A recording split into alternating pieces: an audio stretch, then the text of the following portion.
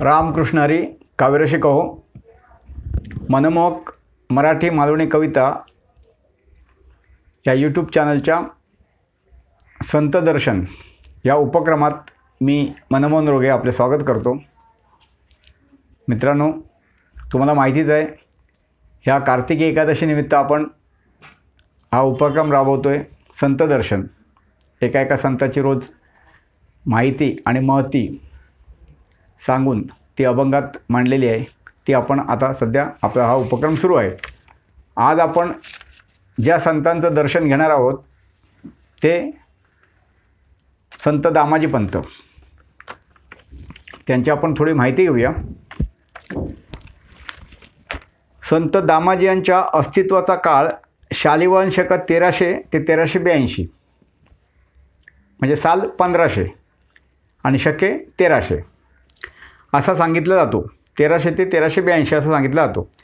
त्यांचा पिढीजात व्यवसाय शेतीचा असला तरी ते मात्र बिदर येथील महम्मद शहाच्या दरबारात सैन्याचे सेनापती होते। त्यांनी अब्दुल शहाशी झालेल्या लढाईत विजय मिळवल्यामुळे त्यांना खजिनदार पद देण्यात आले होते दामाजी पंतांना, व त्यात त्यांनी अत्यंत चांगले काम केले। त्यामुळे त्यांना मंगळवेढ्याच्या मामलेदारपदी त्यांची नियुक्ती केली। बिदरच्या नवाबाने ते मामलेदार झाले मंगळवेढ्याचे। स्वभावाने सात्विक, भोळे, नम्र आणि विठ्ठलाचे भक्त, तसेच विठ्ठल आणि देवावर सुद्धा इतर ते श्रद्धावान होते, भक्ती असलेले होते। आता ते मामलेदार असतानाच 1376, 77, 78 अशी 3 वर्ष सुका दुष्काळ त्या विभागात झाला। मग अजिबात पाऊसच पडला नाही।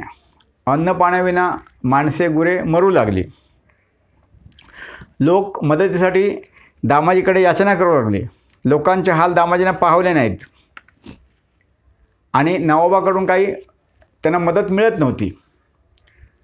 आणि लोकांचे अनन्न दशा झालेली असताना, तडफडून लोक मरत असताना त्यांना ते पावले नाही। मग त्यांनी काय केलं, त्यांच्या ताब्यात 2 गोदामे होती, अन्नधान्याने भरलेली कोठारे होती, ती त्यांनी लोकांसाठी उघडली, मोकळी केली। म्हणजे लोकांना थोडं थोडं धान्य देता येईल, पण आदाशी जनता म्हणजे जनतेला काय मिळतच नव्हतं, त्यामुळे ती जनतेने त्या धान्याची साहजिक आहे लूटमार केली। जेवढं जमेल तेवढं प्रत्येकाने धान्य नेलं।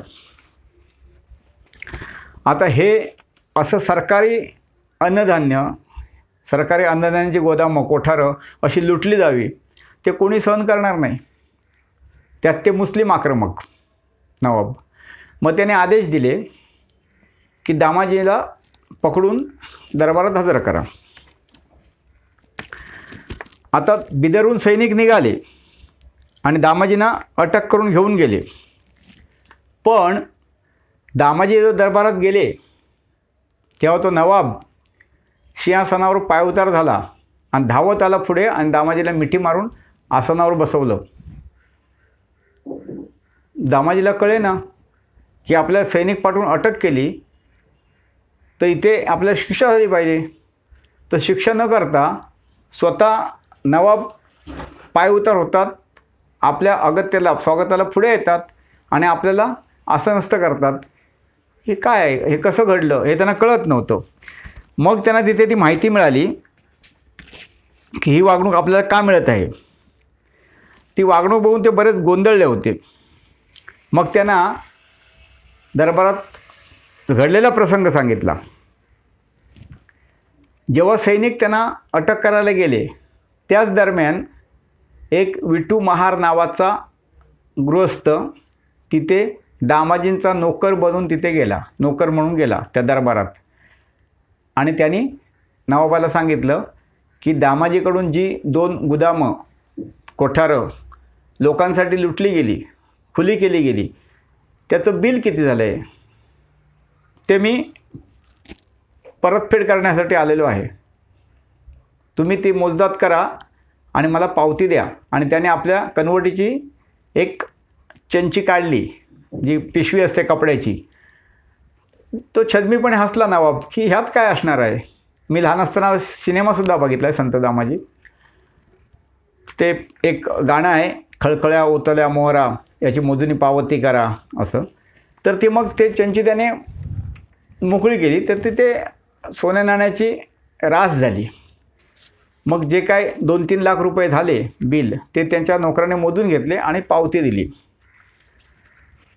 आता नवाबाला प्रश्न पडला की दामाजीचा एक नोकर इतका श्रीमंत, मग दामाजीला पण अशी वागणूक कशी देणार अटक करून वगैरे. आता तेव्हा ठीक आहे, त्याला आणलं तेव्हा त्यांनी त्याचं आगळं स्वागत केलं. आता दामाजी लक्षात आलं की आपला नोकर कोण, विठू महार. आणि त्याने सांगितलं मी पंढरपूरहून आलो आहे. बरं, मंगळवेढ आणि पंढरपूर जवळ. मग दामाजी पंतांच्या लक्षात आलं, अरे हे तर काम विठ्ठलाने केलं आहे.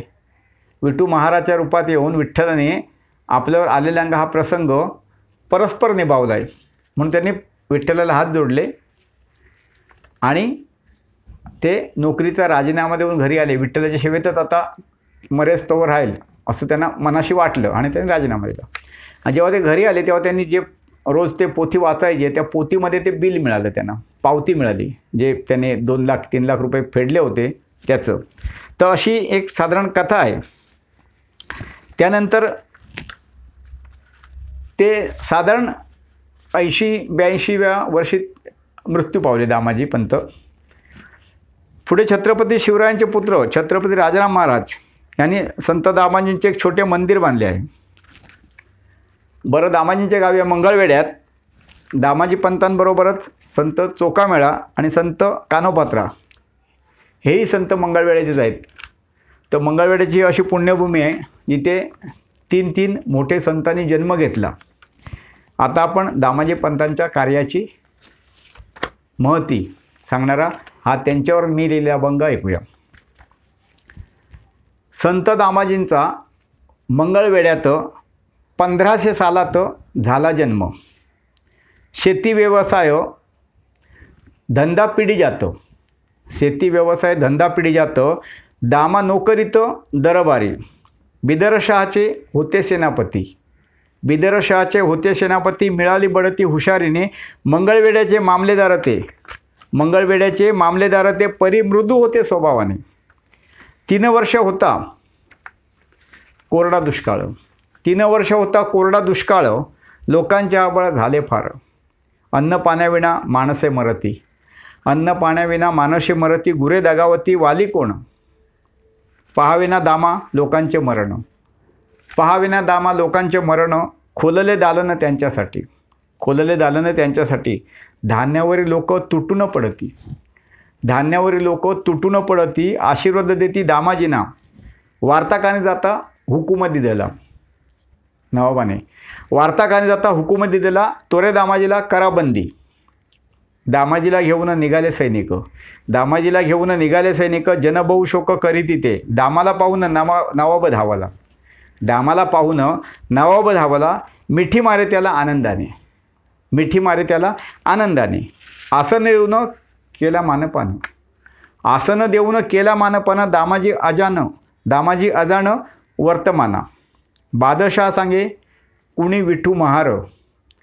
बादशाह सांगे कुणी विठू म्हार. तुमचा नोकर दिलदार. बादशाह सांगे कुणी विठू म्हार. तुमचा नोकर दिलदार. दरबारी आला मोहरा घेऊन. दरबारी आला मोहरा घेऊन. हिशोब फेडून गेला तोरे. हिशोब फेडून गेला तोरे. दामा ओळखिले विठू महाराला.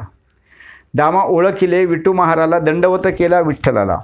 दंडवत केला विठ्ठलाला. भक्तांच्या संकटी धावतो सत्वर. भक्तांच्या संकटी धावतो सत्वर. रुक्मिणीचा वर ठेवा ध्यानी. भक्तांच्या संकटी धावतो सत्वर. रुक्मिणीचा वर ठेवा ध्यानी. दामा झाला लीन विठूचरणाशी. दामा झाला लीन विठूचरणाशी. वंदुआदित्याशी. वंदुआदित्याशी विनयाने. दामा झाला लीन विठूचरणाशी. वंदुआदित्याशी विनयाने. संत भाऊ झाले मंगळवेढ्यात. संत भाऊ झाले मंगळवेढ्यात. दामाजी हे एक थोर त्यात. दामाजी हे एक थोर त्यात. धन्यवाद मित्रांनो. हा अभंग कसा वाटला? आवडला तर लाईक द्या. कसा वाटला ते कमेंट करून कळवा. आपल्या मित्रमंडळींना हा अभंग शेअर करा. तुमच्या काही सूचना असतील जरूर कळवा. आता उद्या पुढील पुष्पात भेटू. धन्यवाद.